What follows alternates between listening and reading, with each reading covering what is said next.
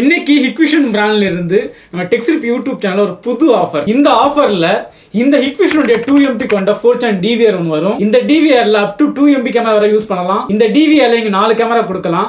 நீங்க கொடுக்குற 4 கேமராவும் ஆடியோவும் சப்போர்ட் பண்ணும், கலரும் சப்போர்ட் பண்ணும், குறிப்பா 2-வே ஆடியோ கேமரா சப்போர்ட் பண்ணும். அடுத்தது ஹிக்விஷனுடைய 2MP கொண்ட full colour camera with mic உள்ள கேமரா 4 நம்பர் வரும்.